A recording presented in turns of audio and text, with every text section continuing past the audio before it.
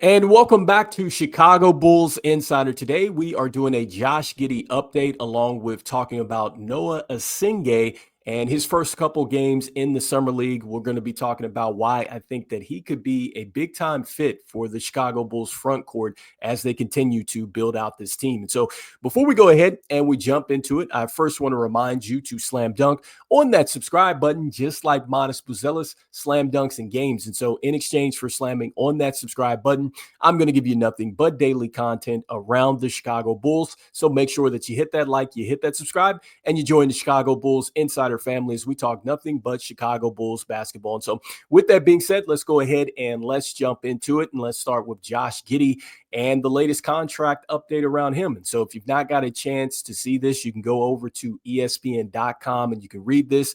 This talks about several different teams and really talks about the buzz around the Las Vegas Summer League. And so the Chicago Bulls and Josh Giddey are mentioned here. And so going to be paraphrasing this just a little bit, but it says that the stalemate between Giddey and the Bulls continues into another week as the market for restricted free agents remains cold. Giddey was present in Las Vegas and had lunch with Billy Donovan. Says that sources told ESPN that Bulls executives were scheduled to meet with Giddey's agent during the week. It also says that multiple sources told ESPN they expect Giddey and the Bulls to eventually come to a contract agreement and that the two sides have had some positive discussions. Yet Giddey has been seeking a contract for approximately $30 million annually. With little cap space available this summer, Giddey's options for alternatives outside of Chicago dried up quickly, giving the Bulls leverage to hold off for a more team-friendly deal. All right, so let's start at the top here. And so it has been extremely cold for restricted free agency at this point in time. And I do think that, the market is probably waiting for the first restricted free agent to sign. So I think that there has been a little bit of a stalemate there. And that puts Josh Giddey right there into that stalemate because he is a restricted free agent. So, the thing that I guess is positive here is that you see that it's positive discussions have taken place here. We don't know what the number looks like here ultimately.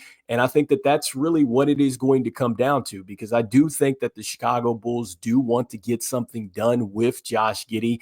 I think it is going to come down to just a matter of time when that deal gets done. And just going back to something that AK talked about during the NBA Summer League interview where he was on NBA TV, and he was talking about this, and he said that, he wants to get something done with Josh Giddey and then also to Kobe White for the long term. And just paraphrasing that, but it sounds like that he is invested into this backcourt. And so the first piece here is taking care of Josh Giddey. And so we'll see how that contract situation plays out. Remember, he could go off and play on his qualifying offer. And with the qualifying offer, essentially, that gives Josh Giddey some power in the sense that he can veto trades. And so he can veto trades, and in betting on himself, he would be an unrestricted free agent if he comes out of that restricted free agency or playing off the qualifying offer or whatnot. So that is an option for Josh Giddey. We'll see if it comes down to that. If it does come down to that, I think it would be very interesting because, once he gets done playing off that qualifying offer and he's, now free to go to anywhere in the market, the question would be, would he be willing to re-sign with the Chicago Bulls? I think it would be interesting to see if that did happen, but I don't anticipate that this is going to happen. And the bottom line here is that Josh Giddey played very well down the stretch. I mean, we've talked about this before, the way that he closed the season. Essentially, playing at a triple-double type of level. And he went up in the points. He went up in his steals. The rebounds went up as well. The three-point percentage went up for him too. And so he really closed well. And he just really, from a statistical standpoint there, had a good jump in his numbers here. And so we'll see what happens. But that is the update here with Josh Giddey and the Chicago Bulls, as sources there on the ESPN article say that they do think that a deal is eventually going to get done. And so once again, you guys can pop over to this article title. You can see that. Then also, too, you can see it for yourself there, as it says multiple sources expect Giddey and the Bulls to eventually come to a contract agreement. And so next, let's go ahead and let's roll over and talk about Noa Essengue. And really, Noa Essengue and just really what he's done in Summer League so far, I've been impressed. I think that game one was really tough to see. And I think that, man, he just got a taste of what it is to be in the NBA, especially when it comes down to the speed and the physicality.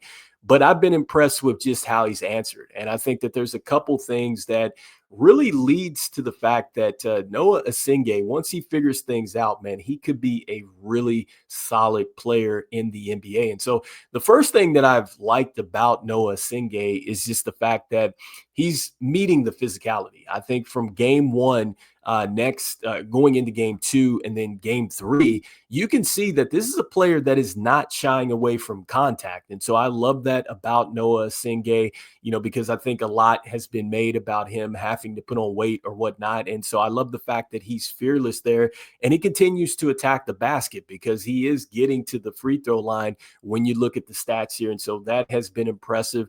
The next, what I like about him is that he's not shying away from shooting the three-point shot. And I've said this before, like the mechanics, they don't look bad. I think it's more so something where he's got to get confident with it. And I think that it's something that defenses are going to allow him to shoot that. And so he's got to make them pay. And so the fact that he's missed, pretty badly at times with the air balls and stuff like that, but he's still shooting the shots when they're open. He's not forcing it and everything like that. So I love the fact that he's not running away from this challenge. And he knocked down some three-point shots in this last game. And so I like that. And I think that, look, whenever he's going to go out there, he's going to be in situations where he's going to have to approach those weaknesses like that in order to get to the better part of his game. And so the fact that he's approaching it the way that he is, I know it's Summer League, but that translates when you're in the Windy City Bulls, if that is where they're going to go ahead and play him some. And then also, too, it's going to translate when he gets into games. You're going to have to be fearless like that. And I think that that's something that makes Matas Buzelis great, to be honest with you. And so next, I love his ability to slash. I think that that is something that, we were talking about in his NBA draft profile, the way that he's able to just be in transition, take the ball, get to the step throughs and get to the lane and stuff like that. I think that you're starting to see that that is translating. And I think that now he's starting to understand, how the NBA game is played. And I know it's Summer League and it's going to pick up even more once you get to the real season. But the fact that he's already adapting like that, I love that. And I think that from a slasher, I think that that is something that the Bulls absolutely need with that size. And so you can imagine that once he gets more comfortable, working with his jump shot and stuff like that, and he has that slashing ability, he is going to be a very tough cover on the offensive end. And so next, the defensive upside, I think that he has absolutely shown that upside. I love the fact that he's come over, gotten a weak side block shot. I like the fact that he's looked better from game one with his rotations and things like that. And you just tell that his length is going to be an issue there for opposing players that are trying to come at him on the offensive end. I think that he is definitely going to be that player that can be disruptive there off the ball, playing the passing lanes and everything else. And so I think that once he gets stronger and he learns how to pretty much get over top of those screens and stuff like that, and just be a little bit more first to the spot that way and get players to kind of push into different spots on the floor to where he has defensive help and stuff like that, I think he's going to be tough on the defensive end. And so I could definitely see him being a guy that causes chaos on that front line with Matas Buzelis as both those guys become even better on-ball defenders. And so next, I think that the next thing that I love about him is just the upside of him really finding his game. And when I say finding his game, you see certain flashes of it, right? Like the first bucket that he had, I think in game three, was like he got to the mid-range and it was like a step back and stuff like that. And I love seeing that because it's like if he can get like that nailed down, then you're talking about a player that reminds you a little bit of what like a Brandon Ingram or somebody like that can do, where they can use that size, they can get to the mid-range, they can pull up like that. And then you're talking about his athleticism and his ability to slash and get out into the open floor. Like, man, he becomes a very dangerous player. And when you're looking at the upside and finding his game, I think he still might grow a little bit more because he's just 18 years old. So he's still probably growing at this point in time. And so I think that the upside as far as the front court with Matas Buzelis and then also to Noa Essengue, I think it's bright. And I think that every time that he goes out there in these games and he plays well and he continues to answer the questions the way that he has and just really approach the game the way that he's done, I think that there is really a bright future around these two. I know it is just the summer league. I know that he still has a lot of development to go, but I have been very impressed with the way that Noa Essengue has approached things and just really how he's grown from there. And so anyway, you guys let me know in the comments what you guys are thinking about this. Do you think that Noa Essengue is really starting to emerge as a player that could be a real problem